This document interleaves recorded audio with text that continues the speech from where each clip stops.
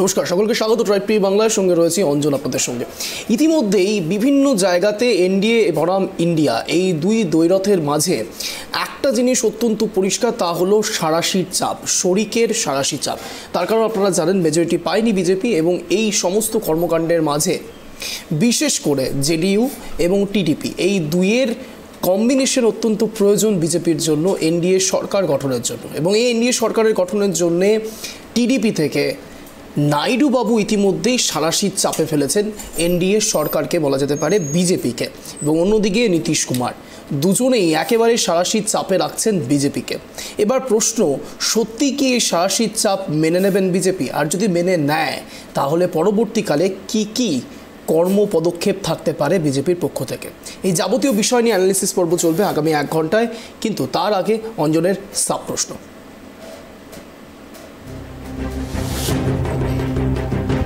বিজেপির খারাপ সময়ের কারণ কি? প্রথম প্রশ্ন আপনাদের সামনে রাখলাম, এবার রাখবো দ্বিতীয় প্রশ্ন।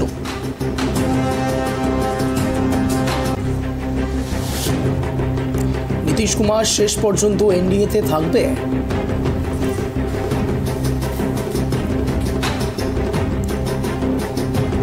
আমার তৃতীয় প্রশ্ন।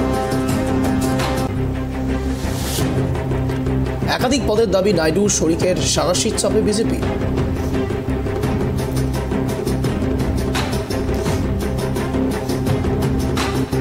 আমার চতুর্থ এবং অন্তিম প্রশ্ন। বিরোধী হয়ে থাকছে ইন্ডিয়া জোট, বলছেন প্ল্যান বি এর কথা, নেপথ্যে কি রহস্য? এই যাবতীয় বিষয়ে জানার চেষ্টা করবো আগামী 1 ঘন্টা, কিন্তু তার আগে রাখবো এক বিশেষ প্রতিবেদন আপনাদের সামনে, তারপর আসছি বিশদ আলোচনায়। দেখুন,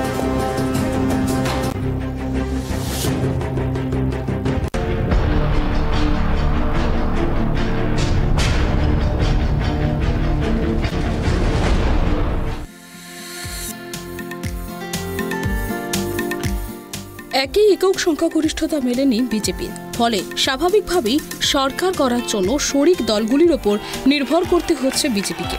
আর এখানেই দেখা দিয়েছে সমস্যা। দেখা যাচ্ছে সময় যত এগোচ্ছে ততই বাড়ছে দাবি। এনডিএ সরকার গড়ার অন্যতম দুই শরিক চন্দ্রবাবু নাইডু ও নীতিশ কুমার ইতিমধ্যেই একাধিক মন্ত্রকের দাবি জানিয়েছেন বলে সূত্রের খবর। পিছিয়ে নেই জেডিএস-এর চিরাগ পাসওয়ান এবং আরএলডির জয়ন্ত চৌধুরীও। বিজেপির সর্বভারতীয় সভাপতি জেপি নাড্ডাকে মন্ত্রক বন্টনের বিষয়ে শরিকদের মন রাখার দায়িত্ব দেওয়া হয়েছে বলে জানা গিয়েছে। এই বিষয়ে সিদ্ধান্ত নিতে বৃহস্পতিবার দুপুরে নাড্ডার বাসভবনে বৈঠকে বসেছে বিজেপির থিঙ্ক ট্যাঙ্ক। বৈঠকে রয়েছেন রাজনাথ সিং এবং অমিত শাহ। স্বাভাবিকভাবে শরিকদের মন রাখতে গিয়ে এবার মন্ত্রিসভায় বাংলার মুখ কমবে বলে মনে করছে রাজনৈতিক মহল। অন্ধ্রপ্রদেশ রাজ্যে চন্দ্রবাবু নাইডুর দল তেলেগু দেশম পার্টি লোকসভার 23 আসনের মধ্যে 16 আসন জিতেছে। সূত্রের খবর, এনডিএ পাশে দাঁড়ানোর জন্য একাধিক মন্ত্রিত্ব পদের দাবি জানিয়েছেন চন্দ্রবাবু নাইডু। স্পিকার পদের পাশাপাশি গুরুত্বপূর্ণ একাধিক মন্ত্রকের দাবি জানিয়েছেন তিনি। টিডিপি নেতা চন্দ্রবাবু নাইডুর পদের দাবি, তিনি চেয়েছেন অর্থ, সড়ক ও পরিবহন, প্রতিরক্ষা দপ্তর, রয়েছে কৃষি, স্বাস্থ্য, শিক্ষা, তথ্য প্রযুক্তি, গ্রামোন্নয়ন ও নগরোন্নয়ন। জেডিইউর এক নেতা বলেন, রেলওয়ে, গ্রামোন্নয়ন এবং পানি সম্পদের মতো মন্ত্রণালয়গুলোর বিষয়ে তারা আগ্রহী, কারণ তারা বিহারে অবকাঠামো উন্নয়ন এগিয়ে নিয়ে যেতে চান। এই নেতার মতে তারা এমন সব মন্ত্রণালয়গুলো চান যেগুলো তাদের হাতে থাকলে বিহারে দ্রুত উন্নয়ন হবে। জেডিইউ নেতা নীতিশ কুমারের দাবি, রেল, জলশক্তি, সড়ক দপ্তর চেয়েছেন তিনি। তালিকায় রয়েছে পরিবহন এবং গ্রামোন্নয়ন মন্ত্রক। এই দুই নেতার পাশাপাশি নিজেদের দাবিকে সামনে এনেছেন আরও বেশ কিছু নেতৃত্ব, এমনটাই সূত্র খবর। চিরাগ পাসওয়ানের দাবি খাদ্য সরবরাহ মন্ত্রক। জেডিএস কুমারস্বামী চেয়েছেন কৃষি মন্ত্রক। এবারে 7টি আসন পেয়েছে একনাথ শিন্ডের শিবসেনা। শিবসেনার দাবি 3টি পূর্ণমন্ত্রী ও 2টি রাষ্ট্রমন্ত্রীর পদ। শরিকদের সমস্ত দাবি রাখা সম্ভব না হলেও তাদের মন জুগিয়ে চলার চেষ্টা চালাচ্ছে বিজেপি, যার প্রভাব পড়তে পারে বাংলায়, এমনটাই মনে করছে রাজনৈতিক বিশেষজ্ঞরা। 2019 লোকসভা নির্বাচনে বাংলা থেকে 19টি আসন পেয়েছিল বিজেপি। এবার বাংলায় আসন সংখ্যা কমে দাঁড়িয়েছে 12। পাশাপাশি উত্তরপ্রদেশ থেকে রাজস্থান এমনকি মহারাষ্ট্রেও খারাপ ফল করেছে গেরুয়া শিবির, যার ফলে 240 আসনেই থেমে যেতে হয়েছে বিজেপিকে।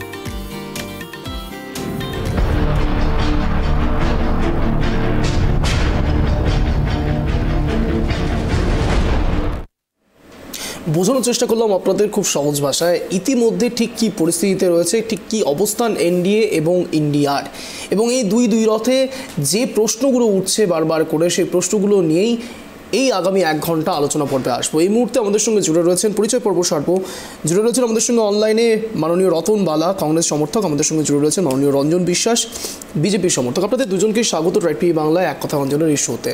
আমার প্রথম প্রশ্নই থাকবে রঞ্জনবাবুর কাছে। রঞ্জনবাবু, নীতিশ কুমারের উপর ভরসা রয়েছে?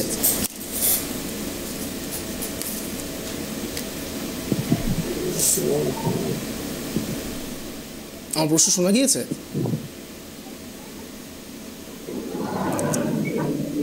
রতনবাবু, আমার কথা শোনা যাচ্ছে?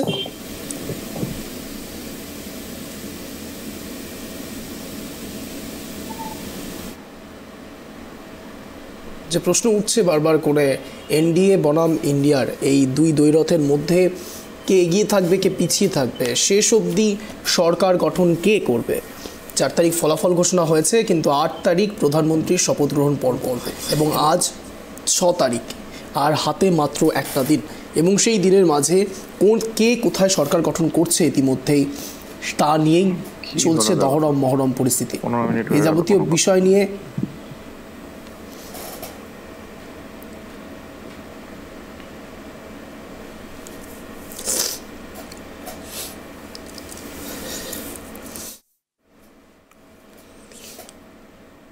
সরকার গড়তে এনডিএর ভরসা শরিক দল, এবং মোদী সরকার তৈরিতে একাধিক পদের দাবি নীতিশ নাইডুর। দেশে ম্যাজিক ফিগার পার করতে পারছে না বিজেপি। আসনের নিরিখে 240-এই থেমে গিয়েছে গেরুয়া শিবির। অন্যদিকে ইন্ডি জোট পেয়েছে 234টি আসন। নির্ণায়ক ভূমিকায় রয়েছে চন্দ্রবাবু নাইডু এবং নীতিশ কুমার। নীতিশ চন্দ্রবাবুকে টানতে ময়দানে ইন্ডি জোট। সরকার গড়তে এনডিএর ভরসা শরিক দল, এবং সেই শরিক দল এখন সারাশির চাপে রাখছে এনডিএ সরকার, বলা যেতে পারে বিজেপির সরকারকে। দেশে ম্যাজিক ফিগার বিজেপি সম্পূর্ণভাবে নির্ণায়ক ভূমিকা রয়েছে চন্দ্রবাবু নাইডু এবং নীতিশ কুমার। নীতিশ চন্দ্রবাবুকে টানতে ময়দানে ইন্ডি জোট।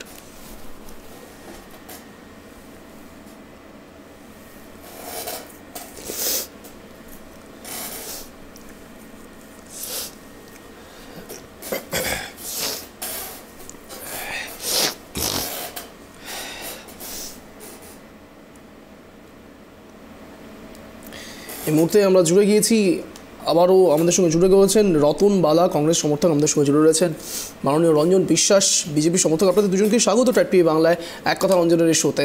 আমার কথা শোনা যাচ্ছে রঞ্জনবাবু?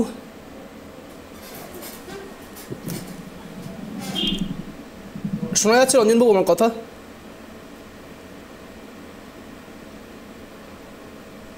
হ্যালো, আমার প্রথম প্রশ্ন রঞ্জনবাবু আপনার কাছে, নীতিশ কুমারের উপর ভরসা রয়েছে আপনাদের? দেখুন, ভারতবর্ষের সংসদীয় রাজনীতিতে 1989 সালের 1989 থেকে 2014 পর্যন্ত জোট সরকার, বা কখনো এনডিএ কখনো ইউপিএ, 2014 থেকে 2024 পর্যন্ত একক সংখ্যাগরিষ্ঠতা নিয়ে ভারতীয় জনতা পার্টি ক্ষমতায় আসলেও আমাদের এনডিএ জোটটা কিন্তু ছিল। এবার 2024 সালে যে ম্যান্ডেট ভারতবর্ষের মানুষ দিয়েছে, তাতে ভারতীয় জনতা পার্টির আসন সংখ্যা 241-এ সীমিত রয়েছে, মানুষের আশীর্বাদে, মানুষের রায়। দীর্ঘ 62 বছর পর সংসদীয় রাজনীতিতে যে ট্রেন্ডটা দেখা গেছে, কোন সরকারই 10 বছরের বেশি ক্ষমতায় থাকতে পারেনি বা ফিরে আসতে পারেনি। সে আমরা যদি কংগ্রেসের ইউপিএ 1, ইউপিএ 2 দেখি, আমরা অটল বিহারী বাজপেয়ীর জোট সরকার দেখি, যে সরকারের তৃণমূল কংগ্রেসও শরিক ছিল। প্রচুর কাজ করা সত্ত্বেও মানুষ 2004 সালে আমরা কামব্যাক করতে পারিনি। এটা একটা ভারতীয় জনতা পার্টির ক্ষেত্রে পজিটিভ দিক। আমাদের কেন্দ্রীয় নেতৃত্ব নরেন্দ্র মোদীজি, ভারতবর্ষের মানুষ আবার আশীর্বাদ করেছে। এবার আমরা একটা জোট সরকার চালাবো, যেটা সিদ্ধান্ত বা ডিসিশন মেকিং এ, যেখানে বিভিন্ন আঞ্চলিক দল, সেটা জেডিইউ নীতিশ কুমারের সেটা তেলেগু দেশম পার্টির টিডিপির যে নেতা রয়েছেন চন্দ্রবাবু নাইডু রয়েছে, এবং আরো অনেক ছোটখাটো দল রয়েছে, আঞ্চলিক দল রয়েছে। প্রশ্নটা বারবার নীতিশ কুমারকে কেন্দ্র করেই হচ্ছে, তার কারণ নীতিশ কুমার একাধিকবার পাল্টি এক দল থেকে আরেক দলে গেছে, বা এক দল থেকে আরেক দলে গেছে বলাটা ভুল হবে, এক জোট থেকে আরেক জোটে গেছে। সেটা আমরা রাজ্য রাজনীতির প্রেক্ষিতে দেখতে পেয়েছি। কিন্তু আমরা বিহারের ইলেকশন রেজাল্ট যদি দেখি, বিহারের মানুষের কিন্তু সম্পূর্ণ জনমত বা সম্পূর্ণ আস্থা কিন্তু এনডিএ অ্যালায়েন্সের উপর ছিল, I.N.D.I. এর প্রতি তাদের আস্থা ছিল না। সুতরাং নীতিশ কুমার একজন শ্রিউড পলিটিশিয়ানস। नीतीश कुमार আজকেও স্টেটমেন্ট দিয়েছে যে জলদি কিজিয়ে, জলদি সরকার গঠন করনে কা প্রক্রিয়া শুরু করিয়ে, অর্থাৎ তাড়াতাড়ি, যত তাড়াতাড়ি সম্ভব আপনি আমাদের সর্বোচ্চ নেতা যশস্বী প্রধানমন্ত্রী, যিনি তৃতীয়বারের জন্য প্রধানমন্ত্রী পদে শপথ নেবেন, তাকে বলেছেন তাড়াতাড়ি এই শপথ প্রক্রিয়াটা শুরু করতে। একটা পারসেপশন কনসেপশন তৈরি হয়েছে ভারতবর্ষের মানুষের, যে নীতিশ কুমার মানেই হয়তো পাল্টি মারবে। কিন্তু নীতিশ কুমারও এবার দীর্ঘ 2024 থেকে 2029 যে 5 বছর আমাদের এনডিএ সরকার থাকবে, যার প্রধান পার্টি হচ্ছে, কেন্দ্রবিন্দু হচ্ছে ভারতীয় জনতা পার্টি, এবং প্রধান নেতা হচ্ছে নরেন্দ্র দামোদর দাস মোদীজি, সেখানে নীতিশ কুমারও থাকবে, সেখানে টিডিপিও থাকবে, সেখানে আরো ছোটখাটো দল যারা একটা দুটো সিট পেয়েছে, 3টে সিট পেয়েছে, তারাও থাকবে। এই বিষয়ে অহেতুক জলঘোলা করছে কংগ্রেস, অহেতুক জলঘোলা করছে তৃণমূল কংগ্রেস। তাদের সরকার গঠনের কোনো ম্যান্ডেট নেই, তার কারণ ভারতীয় জনতা পার্টি একদিকে যখন 241টা পেয়েছে, তখন ইন্ডি জোটের বিভিন্ন অ্যালায়েন্স, কংগ্রেস, সিপিএম, তৃণমূল কংগ্রেস, ডিএমকে, এরা মিলে 234টা আসন পেয়েছে। সুতরাং কোনোভাবেই তাদের পক্ষে সরকার গঠনের প্রক্রিয়াটা গঠন করাটা সম্ভব নয়। সুতরাং এখন একটু মিডিয়া হাইপে এসে, প্রিন্ট মিডিয়া বা ইলেকট্রনিক মিডিয়া এসে তারা জলঘোলা করার চেষ্টা করছে। এটা শপথ নেওয়ার পর আরো ক্লিয়ার হয়ে যাবে পশ্চিমবঙ্গের মানুষের কাছে, ভারতবর্ষের মানুষের কাছে। বেশ বেশ বেশ রঞ্জনবাবু, আপনার কাছে আপনি কথা প্রসঙ্গে দুটো বিষয় যা বললেন, অনেকগুলো বিষয় বলেছেন আপনি, আমার মনে হলো দুটো বিষয় নিয়ে হাইলাইট করা অত্যন্ত দরকার। আপনি বলছেন কামব্যাক করেছে 10 বছর পরে, সাধারণত ঠিকই বলেছেন, ট্রেন্ড যা বলছে 10 বছর পর্যন্ত, 10 বছরের পরে পরবর্তী টেনিয়রে কোনো গণতন্ত্রই কাউকে রাখতে চায় না। আমার প্রশ্ন হচ্ছে, এটাকে কামব্যাক বলে? যেখানে বিজেপি বারবার করে বলছিলেন যে 400 পারের কথা, সেখানে 240এই ধরাশায়ী। প্রশ্ন হচ্ছে, এটাকে কি কামব্যাক বলে? প্রথম প্রশ্ন। দ্বিতীয় প্রশ্ন, এতদিন ধরে আপনারা ইন্ডিয়া জোটকে, INDIA জোটকে ইন্ডি জোট বলছিলেন যে ইন্ডির পিন্ডি চটকে গেছে, সেখানে আজকে আপনি প্রথমবার ন্যাশনাল মিডিয়াতে সামনে আপনি প্রথমবার INDIA এই শব্দটাকে মেনশন করলেন। তার মানে কোনো এক জায়গাতে আপনারা বুঝতে পারছেন যে ইন্ডিয়া জোট, ইন্ডিয়া জোট তার মানে ভালো ফাইট দিয়েছে, এরকম মনে করছেন কি? না, ব্যঙ্গ বিদ্রুপের জায়গাটা একটু সরে এসেছেন আপনারা, ধরেই বলছি, ব্যঙ্গ বিদ্রুপ নয়, যেটা বাস্তব সেটাই বলা হচ্ছিল। যে আমি রিপিট করছি, আমি যে কথাটা আগে বললাম যে I.N. না, বাস্তব একই কথা বলছে। কংগ্রেস 52 থেকে 99 এসছে, দেখুন না, 5 বছর, 1 বছর, 2 বছর যেতে যেতে। কিন্তু এটাও তো আপনাদেরকে মানতে হবে, 400 পারের কথা আপনারা বলেছিলেন, সেখানে 240 এ এসেছেন আপনারা। যে যেই দল 2019-এ রীতিমতো মেজরিটিতে ছিলেন, একাই তারা দল তৈরি করতে পারে, একাই তারা সরকার গঠন করতে পারে, এমন ম্যান্ডেট ছিল, এবং সেইখানে আজকে তাদেরকে 240-এই ধরাশায়ী হয়ে পড়ে যেতে হচ্ছে। তাহলে কি সেটাকে কামব্যাক বলে? দেখুন, না, কামব্যাক কোন পার্সপেক্টিভে বলছি? গণতন্ত্র হচ্ছে by the people for the people, by the people for the people of the people. 2014 সালে এই কংগ্রেস, তৃণমূল কংগ্রেস ফেডারেল ফ্রন্টের কথা বলেছিল। কংগ্রেস যে দল একসময় 400 ছিল, তারা 40টা পেয়েছে। 2019 সালে তৃণমূল কংগ্রেস, সিপিএম, কংগ্রেস মিলে বলেছিল 2019 বিজেপি ফিনিশ। ভারতীয় জনতা পার্টি 282 থেকে 2019 সালে সিট বাড়িয়ে 303টে করেছে। এইবার আবার সেই ইউপিএ মানে ইউনাইটেড প্রোগ্রেসিভ অ্যালায়েন্স থেকে হঠাৎ করে দেশের নাম নিয়ে I.N.D.I. আমি এই ডট ইউজ করছি কারণ ইন্ডিয়া দেশের নাম, আর এদের জোট হচ্ছে ইনক্লুসিভ ডেভেলপমেন্ট, আরো কি প্রোগ্রেসিভ অ্যালায়েন্স, তো হোয়াটএভার। কিন্তু এটাকে আমি কামব্যাক বলছি কারণ আমাদের আশু লক্ষ্যে আমরা পৌঁছাতে পারিনি। আমরা হয়তো সিঙ্গেল আমাদের যে অ্যাব্রিভিয়েশন ইউজ করার ক্ষেত্রে ডটটা সবাই ব্যবহার করে, ঠিকই বলেছেন রঞ্জনবাবু। যে কোনো নামকে অ্যাব্রিভিয়েশনের ক্ষেত্রে আপনারা ডটই ইউজ করবেন, এটাই স্বাভাবিক। যেমন এনডিএর ক্ষেত্রে N.D.A বলা হয়।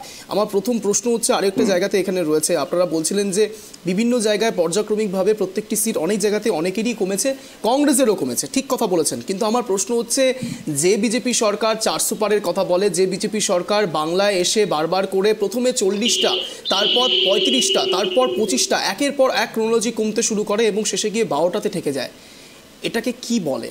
আদৌ তো সাংগঠনিক শক্তি আপনাদের সত্যিই রয়েছে? দেখুন, ক্লিয়ার পিকচারটা সবার কাছে এখন ধরা। আপনারা কি এটা মনে করেন যে সত্যিই সাংগঠনিক শক্তি রয়েছে বিজেপির বাংলাতে? নিঃসন্দেহে সাংগঠনিক শক্তি রয়েছে, তার কারণ দীর্ঘ 34 বছরে যে সিপিএম ছিল বারবার তারা শূন্য হচ্ছে। ভারতীয় জনতা পার্টি 2018-2019 থেকে ব্যাপ্তি হয়েছে। শূন্যটা তো আপনারা করছেন না, প্রশ্নটা তো এই জায়গাটাতেই হচ্ছে। 2014 সালে 2, 2014 সালে 2, 2019 সালে 18, 2024 সালে 12। হ্যাঁ, মানুষ আশীর্বাদ করেছে, আমাদের সংগঠন ছিল, বুথে বুথে আমরা মানুষের কাছে পৌঁছাতে পেরেছি। এটাকে আশীর্বাদ বলে? সত্যি রঞ্জনবাবু, এটাকে আশীর্বাদ বলে? 18 থেকে 12তে নেমে আসাটাকে সত্যি মানুষের আশীর্বাদ বলে? না, 2টাকেও আশীর্বাদ বলে, 18টাকেও আশীর্বাদ বলে, আশীর্বাদ বলে। কিন্তু আমি যেটা বলতে চাইছি, দীর্ঘ 10 বছর একটা সরকার ছিল একক মেজরিটি নিয়ে, একক সংখ্যাগরিষ্ঠতা নিয়েছিল। 10 বছর একটা অ্যান্টি ইনকামবেন্সি তৈরি হয়েছে। স্মৃতি থেকে বেরিয়ে আসুন, ওটা ইতিহাস হয়ে গেছে। অ্যান্টি ইনকামবেন্সি না আবার ইতিহাস হবে। ভারতীয় জনতা পার্টি তো ইতিহাসই রচনা করে, ভারতীয় জনতা পার্টি তো ইতিহাসই রচনা করে। এবার ভবিষ্যতের কথা বলেন, ইতিহাসের কথা বলতেন না আপনারা। আচ্ছা, একটা কথা বলুন রঞ্জন বাবু, আপনারা ইতিহাস এবং ভবিষ্যৎ এই দুটো ব্যাপারটাকে একবারে কোন জায়গাতে নিউট্রাল পজিশনে রাখেন? এতদিন ধরে রাম মন্দির প্রসঙ্গে আপনারা ইতিহাসের প্রসঙ্গ টানছিলেন, 500 বছরের ইতিহাস, সেই অযোধ্যাতেই আপনারা ধরাশায়ী। আপনারা ভবিষ্যতের কথা বলছিলেন 2047 সালে, সেখানে আপনাদেরকে স্ট্রংলি আপনারা ম্যান্ডেট পাচ্ছেন না, মেজরিটি পাচ্ছেন না। তাহলে আপনারা ইতিহাস আর ভবিষ্যতের মাঝে লাফালাফি তো করছেন, কিন্তু পেন্ডুলামের মতো ঝুলছেন না তো রঞ্জনবাবু? আপনারা সত্যি সাংগঠনিক দিক থেকে দুর্বল হয়ে পড়ছেন না তো? দেখুন, রাম মন্দির আন্দোলন এবং রাম মন্দির তৈরি করা, এটা ভারতীয় জনতা পার্টি বা যে সমস্ত হিন্দুত্ববাদী সংগঠন আছে তাদের একটা দীর্ঘদিনের আস্থা, বিশ্বাস, ভালোবাসার জায়গা। এর সঙ্গে রাজনীতির প্রত্যক্ষ যোগাযোগ খুঁজতে গেলে ভুল হবে। আমি আসছি, সেটাই তো বলছি। রাম মন্দির আন্দোলনের সঙ্গে নরেন্দ্র লালকৃষ্ণ আডবাণীজি, অটল বিহারী বাজপেয়ীজি, প্রাক্তন ভারতবর্ষের প্রধানমন্ত্রী এবং বর্তমান প্রধানমন্ত্রী, দুটো টার্মে তৃতীয়বারের জন্য প্রধানমন্ত্রী হবে নরেন্দ্র মোদীজি, এবং বিজেপির একাধিক নেতা ওতপ্রোতভাবে যুক্ত ছিলেন, জড়িত ছিলেন। সুতরাং রাম মন্দিরটা একটা হিন্দুদের বা যারা হিন্দুত্ববাদী রাজনীতি করে তাদের একটা অন্তরের অন্তঃস্থল থেকে উঠে আসা আবেগ বা ভালোবাসা বলতে পারে। এবং অযোধ্যায় ভারতীয় জনতা পার্টি কেন হেরেছে, সেটা উত্তরপ্রদেশে অনেক সিটেই হেরেছে। এবার এটা তো কোথাও লেখা নেই যে উত্তরপ্রদেশে বারবার যতবার নির্বাচন হবে 80টা সিটে 80টাতেই ভারতীয় জনতা পার্টি পাবে। এখন স্পেসিফিক আগেরবারও পায়নি রঞ্জনবাবু, আগেরবারও 80টা পায়নি, 60-62 থেকে গিয়েছিল। আমার প্রশ্নটা সেখানে নয়, আমার প্রশ্নটা হচ্ছে দিন দিন কমছে, ম্যান্ডেট কমছে। প্রশ্নটা আমার সেই জায়গাতে, তাহলে কি সাংগঠনিক শক্তি দুর্বল হয়ে পড়ছে? সেটা কি আপনারা স্বীকার করেন? আর যদি স্বীকার না করেন তাহলে সাংগঠনিক দিক থেকে আপনারা শক্ত থাকলে এই ফলাফল কেন? না, সাংগঠনিক দিক থেকে নিশ্চয়ই কিছু সাংগঠনিক ফাঁকফোকর রয়েছে, সেটা ভারতীয় জনতা পার্টি ইন্ট্রোস্পেক্ট করবে, আত্মসমালোচনা করবে, কেন্দ্রীয় নেতৃত্বের চিন্তন শিবির হবে। ভারতীয় জনতা পার্টি তো একটা ডেমোক্রেটিক পার্টি, এটা ব্যক্তিতান্ত্রিক পার্টি নয় বা রিজিওনাল পার্টি নয়। ডেফিনেটলি সেটা নিয়ে একটু আসতে হবে। রতনবাবু, আমার প্রশ্ন হচ্ছে নীতিশ কুমারকে নিয়ে। এই টিডিপি এবং এই যা জেডিইউ থেকে শুরু করে প্রত্যেকটি ক্ষেত্রে যখন দেখা যাচ্ছে যে জোট সমর্থকের ক্ষেত্রে শরিক দলগুলোর উপর ভরসা করতে হচ্ছে, আমার প্রশ্ন হচ্ছে যদি সত্যি নীতিশ কুমার আবারও তার নামের সঙ্গে যে পদবি বা যে অ্যাডজেক্টিভ, যা বিশেষণ অ্যাড হয়েছে এখন বিশেষ করে এখনকার রাজনীতিতে পল্টুবাজ বা যাকে পল্টু বলা হয়, আমার প্রশ্ন হচ্ছে যদি সত্যি সে পাল্টি খেয়ে জনগণের উদ্দেশ্যে, আমি কাল দেখছিলাম মোবাইলে সোশ্যাল মিডিয়াতে অনেকে এরকমভাবে পোস্ট করছেন যে জনগণের জন্য একবার পাল্টি মারুন নীতিশবাবু, জনগণের জন্য একবার পাল্টি মারুন। আমার প্রশ্ন হচ্ছে যদি সত্যি জনগণের জন্য এবার পাল্টি মেরেও দেয় তাহলে বিহারের রাজনীতিতে কি সত্যি এফেক্ট পড়বে না? কেননা ইন্ডিয়া অ্যালায়েন্সের ক্ষেত্রে আরজেডি এবং জেডিইউ এর মধ্যে যে দ্বৈরথ রয়েছে, জেডিইউ যদি সত্যি ইন্ডিয়া জোটে আসে তাহলে আরজেডি জেডিইউকে এক প্রকার ধরাশায়ী করে দেবে না তো? আর যদি সত্যি সেটা হয় তাহলে ইন্ডিয়া অ্যালায়েন্সের ক্ষেত্রে বড়সড় একটা ধাক্কা পেতে চলেছেন আপনারা। সেই ভবিষ্যৎবাণীটা কি আপনারা মনে রেখেছেন রতনবাবু? প্রথমে শুভ সন্ধ্যা। আপনার এই কথার আসছি আমি। তার আগে এর আগে আপনাকে বলেছিলাম যে পিকচার আমি বাকি এতে এক ঝাঁকি হে পিকচার আমি বাকি হে। আপনি ভারতবর্ষের ইতিহাস দেখতে দেখবেন যেদিন থেকে জাতীয় কংগ্রেস তৈরি হয়েছে স্বাধীনতার আগে থেকে, যে এই দেশ হচ্ছে সমস্ত ধর্মের বিভিন্ন ভাষার বিভিন্ন কালচার বৈচিত্র্যের মধ্যে ঐক্য। আমরা যদি খেয়াল করে দেখি যে সমস্ত আঞ্চলিক দলগুলো আজকে বিভিন্ন রাজ্যে যেভাবে তারা মেজরিটি পেয়েছে, সেদিকে তাকালে এটা অস্বীকার করার জায়গা নাই যে মানুষ কিন্তু বিভিন্ন জাতি, বিভিন্ন সম্প্রদায়, বিভিন্ন ভাষার মানুষ কিন্তু এই ভারতবর্ষে। কিন্তু আমাদের যে প্রধানমন্ত্রী ছিলেন, আমাদের দাদা বলছিলেন যে বিজেপি ইতিহাস তৈরি করে। সত্যি আজ বলতে দ্বিধা নাই, বিজেপি ইতিহাস তৈরি করেছে।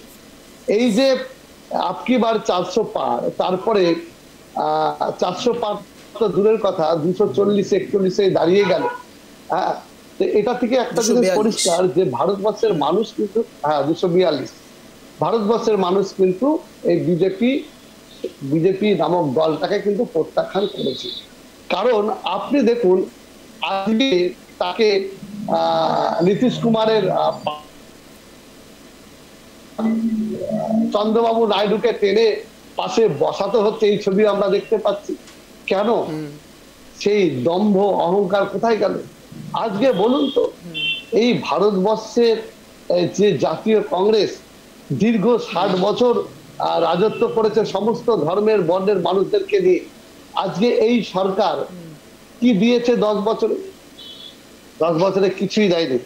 আমি আপনাকে বলি অঞ্জনদা, যে আজকে এই সরকারটা যেটা মিলিঝুলি সরকার হতে যাচ্ছে, আপনার মনে থাকবে 2004 সালে এবং 2000 আপনার পরপর যে ইউপিএ গভর্নমেন্ট দুবার আমরা তৈরি করেছি, সেখানে কিন্তু কোয়ালিশন গভর্নমেন্ট তৈরি হয়েছে আমাদের। সেই কোয়ালিশন গভর্নমেন্ট চালানোর আমাদের নেতা উনি স্বর্গীয় প্রণব মুখার্জি মহাশয় একটা বক্তৃতায় বলেছিলেন যে আমরা ভারতবাসী এখনো আমরা কিন্তু কোয়ালিশন গভর্নমেন্ট চালানোর জন্য পরিপক্কতা মানে আমরা অর্জন করতে পারিনি, সেটা আমাদের শিখতে হবে। আজকে বিজেপি যে প্রধানমন্ত্রী নরেন্দ্র মোদী, উনি কিন্তু কোনো সময় কোয়ালিশন গভর্নমেন্টে ছিল না। কোয়ালিশন গভর্নমেন্ট চালাতে হয় কিভাবে সেটা কিন্তু জানে না, কিন্তু আমরা 10 বছর কিন্তু কোয়ালিশন গভর্নমেন্ট চালিয়েছি। তাই আমাদের একটা অভিজ্ঞতা আছে। আপনি আগে দেখে যান কি হচ্ছে। এই সরকার তাসের ঘরের মতো ভেঙে পড়বে। আজকে আপনার স্টুডিওতে বলে গেলাম, আপনি মিলিয়ে নেবেন অঞ্জনদা, যে রতনবাবু আপনার এই কথাটা আমরা নিশ্চয়ই এটাকে রেকর্ডেড থাকবে, প্রত্যেকের রেকর্ডই থাকে। কিন্তু আমার প্রশ্ন হচ্ছে রতনবাবু, সব মানছি, তাসের ঘরের মতো এনডিএ সরকার ভেঙে পড়বে মানছি, কিন্তু ইন্ডিয়া জোট যদি সরকার গঠন করে সেটা তাসের ঘরের মতো ভেঙে পড়বে না তো? দেখুন ইন্ডিয়া জোট আমাদের অভিজ্ঞতা আছে। আমরা কিন্তু এর আগে 10 বছর কোয়ালিশন গভর্নমেন্ট চালিয়েছি। সকলকে নিয়ে চলার যে মানসিকতা, আজকে আপনি বলুন তো, ভারতবর্ষে যে বিজেপি নামক পার্টির যে প্রধানমন্ত্রী নরেন্দ্র মোদী, তিনি ছাড়া আর দলে কোনো একটা মুখ আছে? কোন আঞ্চলিক দল যে এনডিএ নিয়ে উনি যে বড় বড়াই করেছিলেন যে হ্যাঁ আজকে এনডিএ শরিকের কোনো একটা শরিকের নেতার নাম বলতে পারবেন যারা কোনো সময় আপনাদের মিডিয়ার সামনে বা টিভির সামনে কোন রকম সাংবাদিক বিবৃতি দিয়েছে? কখনো দেয়নি। কারণ তার একটা অহংকার ছিল যে আমি একাই 272-এর উপরে এমপি নিয়ে ক্ষমতায় এসেছি। এগুলো কি আমরা ভারতবর্ষে এর আগেও ভারতবর্ষে অনেকবার আমরা একক ক্ষমতায় এসেছি। আমরা 400 পার করেছিলাম। আমাদের যে প্রধানমন্ত্রী ছিল রাজীব গান্ধী 400 পার করেছিল, ওই তখন তো সেরকম অহংকার ছিল না। আজকে আপনি বলেন তো অঞ্জনদা, রাহুল গান্ধীর সাথে কি ব্যবহারটা না করেছে? ঠিক যেমন ভাবে আপনাকে একটু রাজ্যে নিয়ে আসবো, যেমন ভাবে ঔদ্ধত্যের কথা আপনি নরেন্দ্র মোদীর ক্ষেত্রে বলছেন, ঠিক একই রকম ঔদ্ধত্য অধীর রঞ্জন চৌধুরী থাকার জন্যও কি অধীর রঞ্জন চৌধুরী আজ বহরমপুর থেকে হারিয়ে গেলেন? না, এটা সম্পূর্ণ ভুল কথা। আপনি এই কথার সাথে আমি মানতে রাজি নাই। দেখুন, রাজনীতির পরিপ্রেক্ষিতে কথার পৃষ্ঠে কথার বলা সেটা উদ্যত ব্যাপার না। আজকে রাহুল গান্ধীকে আপনি যেটা বলছিলাম, 2 বছরের জন্য তাকে সাজা ঘোষণা করে তার ঘর, তার বাবাকে নিয়ে কি আপনি একটু অশ্লীল অধীর রঞ্জন ভাষা চৌধুরীতে আসুন না, প্রয়োগ করেছে একটু অধীর রঞ্জন ইন্দিরা গান্ধী- চৌধুরীতে। দেখুন অধীর রঞ্জন চৌধুরী কি বলেছেন, অধীর রঞ্জন চৌধুরী বলেছেন আপনি যে রাহুল মানুষ গান্ধীর কথা যে বলছেন। রায় দিয়েছে। হ্যাঁ, আমি অধীর রঞ্জন প্রসঙ্গেই আসছি। অধীর রঞ্জন না চৌধুরী না কি বলেছেন? তিনি বলেছেন উনি যে বলতে পারবেন না, তাহলে মানুষ মমতা যে বন্দ্যোপাধ্যায় রায় রেগে যাবে। দিয়েছে সেই রায় মমতা রেগে যাবে। তিনি আচ্ছা বেশ, মাথা পেতে নিয়েছেন। আমি তিনি দুজনকে কখনোই এখানে কিন্তু একটু থামাচ্ছি, আমি এখানে কখনোই দুজনকে একটু বলেননি, থামাচ্ছি, হ্যাঁ। আমি আপনাদের একটু থামাচ্ছি। আমি একেবারে স্টক অধীর চৌধুরী মার্কেট কি নিয়ে, আপনারা বলেছে? জানেন শেয়ার মার্কেটে ইতিমধ্যে ধস নেমেছে। আপনারা জানেন সেন্সেক্স অনেক পয়েন্টে ধসে গিয়েছেন এবং সেই সেন্সেক্সের ধসে পড়ার ওপর বেস করে রাহুল গান্ধী প্রেস মিট করে যে কথাগুলো বলছেন তা অত্যন্ত গুরুত্বপূর্ণ। আমি বলছি ট্রাইব টিভি বাংলা এই খবর ব্রেক করছে শুধু নয়, এই খবর সত্যি অত্যন্ত গুরুত্বপূর্ণ এবং যে লজিকগুলো তিনি দিচ্ছেন সেই লজিকগুলো ভাবনার বিষয় আমাদের জন্য, সমস্ত গণতন্ত্রের জন্য। তার কারণ যেভাবে সেন্সেক্স নেমে পড়ে গিয়েছে তা সত্যিই ভাবাচ্ছে। তিনি কি লজিক দিচ্ছেন একবার শোনাই, তারপর আসছি, শুনুন। ये आज थोड़ा हम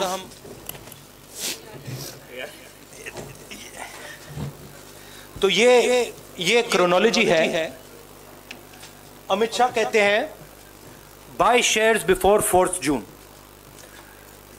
19 में नरेंद्र मोदी जी कहते हैं stock market will break records on June 4। फिर 28 मई को रिपीट करते हैं। 1 जून मीडिया झूठे एग्जिट पोल रिलीज करती है। बीजेपी का ऑफिशियल जो इंटरनल सर्वे था वो उनको 220 सीट दे रहा था। तो ये इंफॉर्मेशन बीजेपी के लीडर्स के पास था।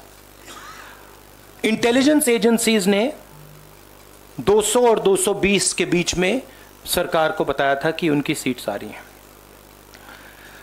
3 जून को स्टॉक मार्केट सारे रिकॉर्ड तोड़ देता है और 4 जून को खटाक से स्टॉक मार्केट अंडरग्राउंड चला जाता है। अगला स्लाइड दिखाइए जरा। ये देखिए 31 मई massive stock activity, more than double what was there on 30th, more than double what was there on 29, 28। ये अनोमली देखिए। ये कौन लोग हैं? ये वो लोग हैं जो जानते हैं कि कोई ना कोई घपला हो रहा है। हजारों करोड़ रुपए यहां पे इन्वेस्ट हुए हैं, फॉरेन इन्वेस्टर्स ने इन्वेस्ट किए हैं और उसके बाद 30 लाख करोड़ रुपए का लॉस होता है। किसका लॉस होता है? रिटेल इन्वेस्टर्स का लॉस होता है।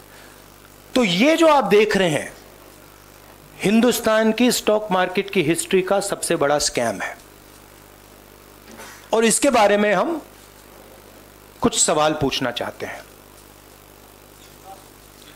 पहला सवाल, why did PM and HM give specific investment advice to the 5 crore families investing in the stock market? Is it their job to give investment advice? Second, why both interviews were given to the same media house owned by the same business group which is also under SEBI investigation for manipulating stock market? Third, what is the connection between the BJP, the fake exit pollsters and the dubious foreign investors who invested one day before the exit polls were announced and made a huge profit at the cost of 5 crore families? We demand a JPC into this. We are absolutely convinced that this is a scam. Somebody has made thousands of crores of rupees at the cost of Indian retail investors, and the Prime Minister and the Home Minister have given an indication to বিস্ফোরক অভিযোগ যে ছবিটা দেখানো হলো এখন এই মুহূর্তে যারা দর্শক ট্রাইব টিভি বাংলার দর্শক এক কথা অঞ্জনের শো দেখেন রেগুলার বেসিসে দেখেন তাদের জন্য সত্যি এটা হয়তো চক্ষু চরকগাছ করবার মতো বাইট। তার কারণ রাহুল গান্ধী ইতিমধ্যেই যে তথ্য দিয়ে যে বাইট পেশ করলেন তা সত্যি ভাবাচ্ছে। এটা তো সত্যি যে কেন হঠাৎ করে 4 জুন এইভাবে শেয়ার মার্কেট ফল করে গেল, কেন 3 জুন ঠিক তার আগের দিন এইভাবে হাইপ উঠে গেল শেয়ার মার্কেটের, এবং 4 জুন যখন ভোটের রেজাল্ট আসলো তখন হঠাৎ করে এই ফল কেন।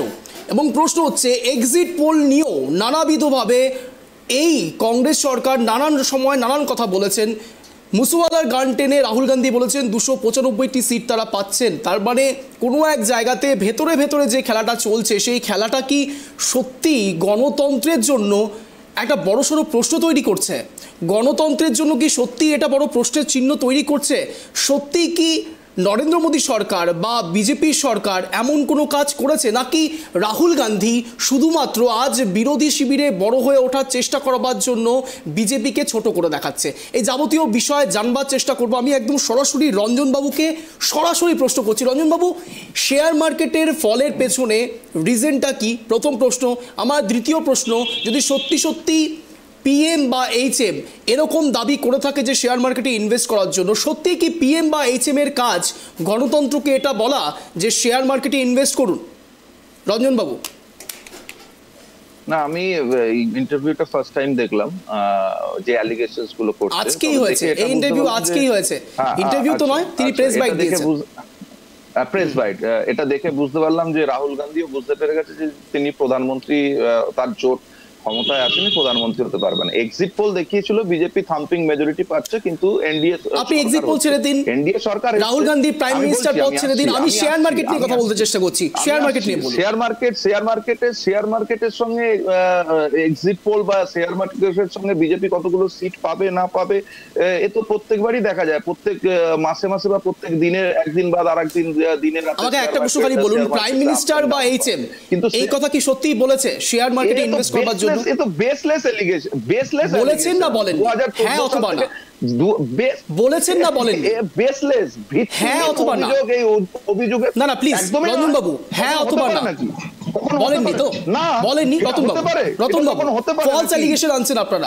রতন বাবু, আপনারা ফলস এলিগেশন আনছেন।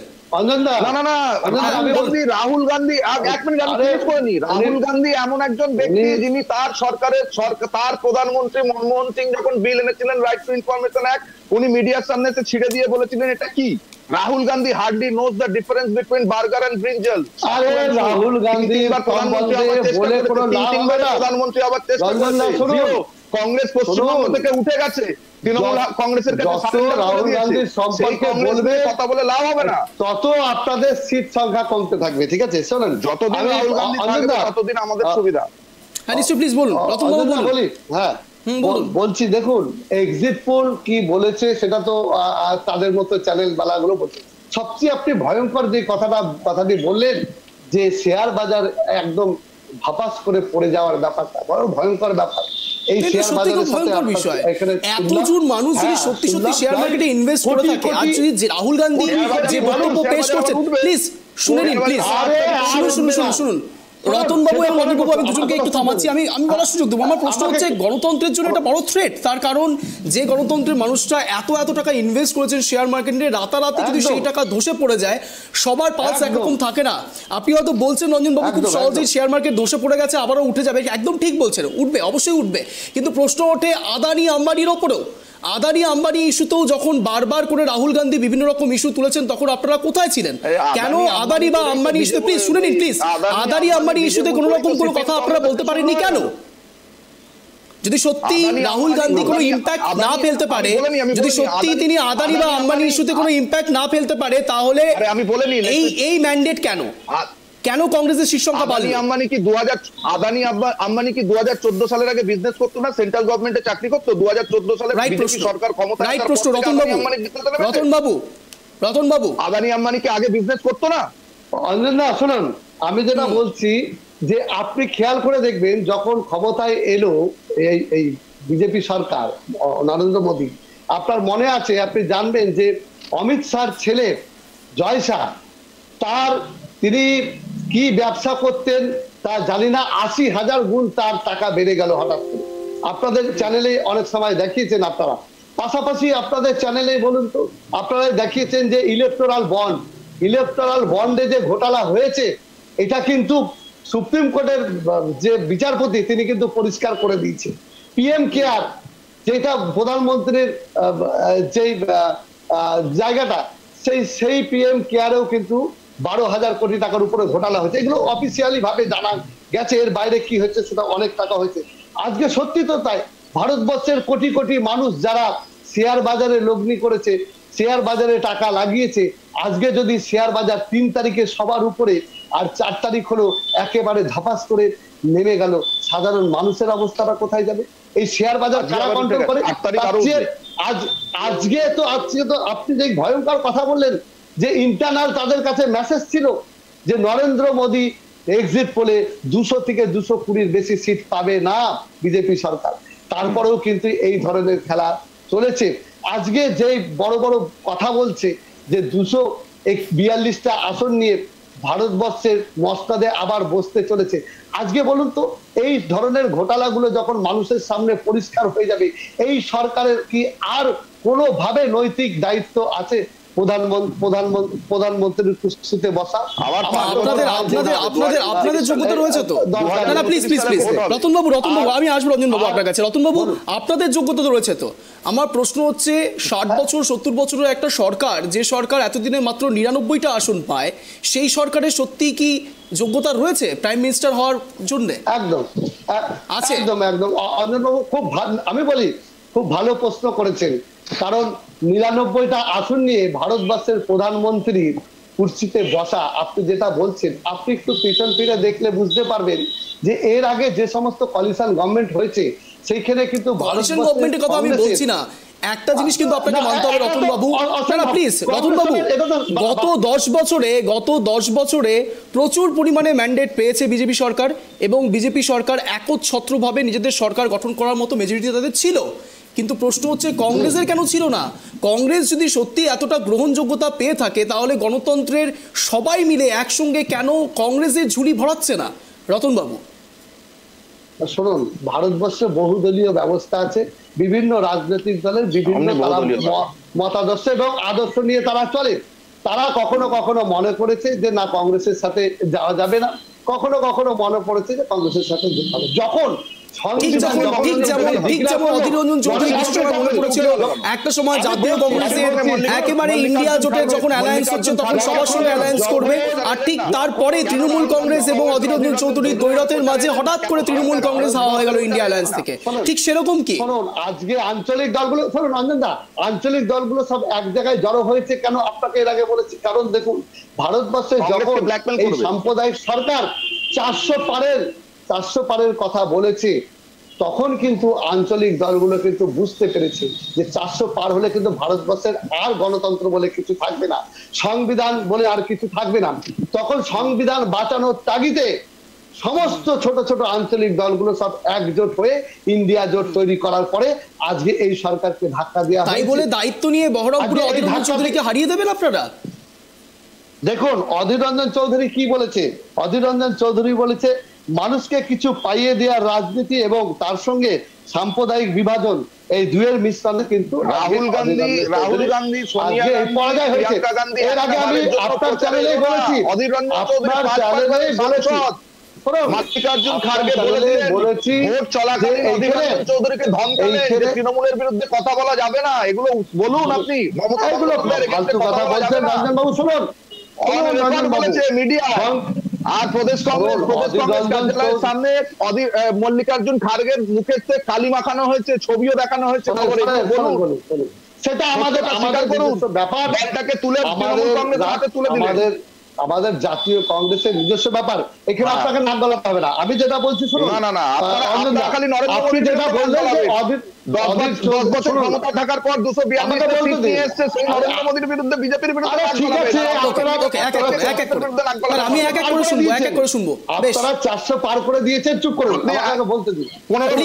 আমি দুজনকেই বলছি এক এক করে দর্শকরা বিভ্রান্ত হয়ে যাবে। আপনারা 100 পার করতে পারেন, যাচ্ছি বলতে দিন। ঠিক আছে, বলছি অঞ্জনদা, দেখুন অধীর রঞ্জন চৌধুরীর ব্যাপারটা যেটা বলছেন যে এআইসিসি থেকে কেন আসেনি, কি কারণে আসেনি বা কি বৃত্তান্ত, সেটা তো আমাদের পার্টির ব্যাপার। আসলে অধীর রঞ্জন চৌধুরী হেরেছে, কিন্তু হেরেছে মানে এই নয় যে অধীর রঞ্জন চৌধুরী হারিয়ে গেছে। আমাদের পশ্চিম বাংলাতে কটা আসন ছিল অঞ্জন? দুটো আসন ছিল, একটা আসন আমাদের আছে। এখানে পশ্চিম বাংলাতে কি হচ্ছে, বিজেপির যে 18টা আসন ছিল সেখান থেকে বিজেপি নেমে 12টা আসন এসে দাঁড়িয়েছে। অন্যদের দিকে তাকাতে গিয়ে নিজেদের দিকে তাকাতে ভুলে যাচ্ছেন আপনারা। প্লিজ না রঞ্জনবাবু প্লিজ, তৃণমূল কংগ্রেস রঞ্জনবাবু প্লিজ, না রঞ্জনবাবু কথা যখন বলছি রতনবাবুর সঙ্গে আমি আর রতনবাবু প্লিজ, না প্লিজ রতনবাবু আপনার কাছে আমার প্রশ্ন। রতনবাবু, আমার কথা হলো যে অন্যদের দিকে তাকাচ্ছেন আপনারা বলছেন যে 18 থেকে 12তে চলে এসছে, এটাও ভাবুন যে আপনারা 2 থেকে 1-এ চলে আসছেন।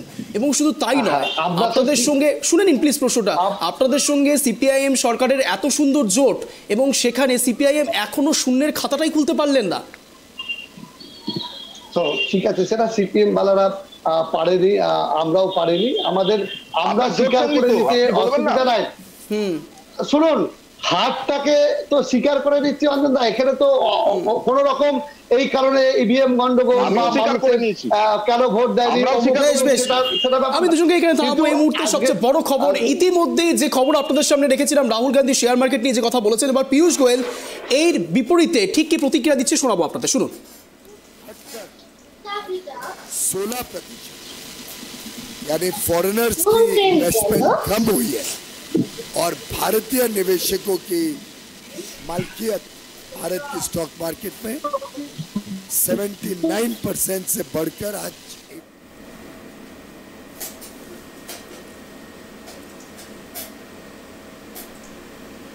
भारतीय मालकियत के साथ खड़े हैं। जो म्यूचुअल फंड इंडस्ट्री है, जिसके माध्यम से हम में से कई, खासतौर पे छोटे निवेशक अपना पैसा मार्केट में लगाते हैं, म्यूचुअल फंड इंडस्ट्री का साइज 2014 में मात्र 10 लाख करोड़ था। आज वो बढ़कर 5 गुना से भी अधिक हो गया है। 56 लाख करोड़ रुपया म्यूचुअल फंड के माध्यम से भारतीय निवेशक, विशेषकर छोटे निवेशक, आज मार्केट में ये बढ़ती हुई मार्केट का लाभ ले रहे हैं। और ये छोटे खुदरा निवेशक, रिटेल इन्वेस्टर्स ने ये सुनिश्चित किया कि भारत की जो आज की मलकियत है वो आज फॉरेन इंस्टीट्यूशनल इन्वेस्टर्स की मलकियत से भी ज्यादा। मित्रों, आज भारत के हर पिन कोड, देश के कोने कोने में आज इक्विटी मार्केट में इन्वेस्टर्स आ गए हैं और उसका लाभ आज देश के कोने कोने में निवेशक ले रहे हैं। जब भारत वैल्यू क्रिएट कर रहा है, जब भारत की ग्रोथ स्टोरी, भारत की विकास के कारण मार्केट में वैल्यू क्रिएट हो रही है, उसका लाभ देश के कोने कोने में निवेशक ले रहे हैं। करोड़ों निवेशक आज इक्विटी मार्केट में या तो सीधा डायरेक्टली या म्यूचुअल फंड के माध्यम से या एम्प्लॉइज प्रोविडेंट फंड के माध्यम से या एनपीएस पेंशन फंड्स के माध्यम से या इंश्योरेंस प्रोडक्ट्स के माध्यम से, ये अन्य तरीकों से आज भारत के छोटे निवेशक इस बढ़ती हुई मार्केट का लाभ उठा रहे हैं। और दुनिया में आज भारत की जो मार्केट है, इक्विटी मार्केट है, যে ছবিটা আপনাদের সামনে তুলে ধরার চেষ্টা করছি, ইতিমধ্যেই বিজেপি এবং কংগ্রেস এই দুইয়ের দ্বৈরথ একেবারে প্রকাশ্যে। এতদিন ধরে বিজেপি একাই বলে গেছেন, এমনটাই বলতেন বিরোধী শিবির। এবার সত্যি বিরোধী স্ট্রং হয়েছে এটা বলা যেতে পারে, তার কারণ একেবারে স্ট্রং রিয়াকশন দিচ্ছেন পীযূষ গোয়েল। এবং প্রশ্ন হচ্ছে, গণতন্ত্রের জন্য সত্যি কি এটা স্বচ্ছ ভাবমূর্তি তৈরি করে? সত্যি গণতন্ত্রের জন্য এটা ভালো সাইন নাকি খারাপ সাইন, তা তো আপনারাই বিচার করবেন। তার কারণ এটা খুব সত্যি যে কোনো গণতন্ত্রে শাসক এবং বিরোধী থাকা অত্যন্ত দরকারি। যদি শাসক এবং বিরোধী না থাকে তাহলে সেখানে সুস্থ গণতন্ত্র তৈরি হয় না, এমনটাই বলে রাজনৈতিক মহল। এবার অনেকগুলো বিষয় এখানে অ্যানালিসিস করা অত্যন্ত প্রয়োজনীয়, তার কারণ এই মুহূর্তে দাঁড়িয়ে বঙ্গে যদি আমি আসি, একেবারে দেশের থেকে সরে গিয়ে যদি বঙ্গে আসি, তার কারণ বঙ্গের বিষয় নিয়ে আমাদের দর্শকরা অনেক বেশি জানার চেষ্টা করেন, বোঝার চেষ্টা করেন। যারা এই মুহূর্তে এক কথায় অঞ্জন দেখছেন তাদের জন্য একটা ছোট্ট অ্যানালিসিস আপনাদের সামনে রাখার চেষ্টা করব। ইতিমধ্যেই কেন হঠাৎ করে সিপিআইএম শূন্য হয়ে যাচ্ছেন এই প্রশ্ন করেছিলাম আমি রতন বালাকে, কিন্তু রতনবাবু তিনি বলছেন যে সেই প্রশ্নের উত্তর সিপিআইএমরা দিতে পারবে। কিন্তু রাজনৈতিক মহলে যে তাপ আসছে, সেই তাপের বেসিসে ইতিমধ্যেই সিপিআইএম থেকে বারবার করে সিপিআইএমের পক্ষে বা বিপক্ষে অনেক রকম সওয়াল আসছে, কিন্তু সেই সওয়ালের মাঝে রাজনৈতিক মহলের ব্যাখ্যা একটাই, কেন সিপিআইএম শূন্য হয়েছে তার কারণ একটাই, তার কারণ সাংগঠনিক শক্তি ধীরে ধীরে ক্রমাগত ডিটোরিয়েট করছে, কমছে, সাংগঠনিক শক্তির জোর কমছে। আর সেই কারণের জন্যই 34 বছরের শাসন করা এক দল, এক পার্টি ধীরে ধীরে ডিটোরিয়েট করতে শুরু করেছে। এবং সবথেকে বড় প্রশ্ন যেগুলো রয়েছে সেই প্রশ্নগুলো প্রতিনিয়ত আপনারা অ্যান্সার পেতে থাকবেন ট্রাইব টিভি বাংলা। এবার আবার সরাসরি চলে আসবো রতনবাবুর কাছে। রতনবাবু রয়েছেন আমাদের সঙ্গে। রতনবাবু, একটা বিষয় আপনি একটু এড়িয়ে যাওয়ার চেষ্টা করলেন।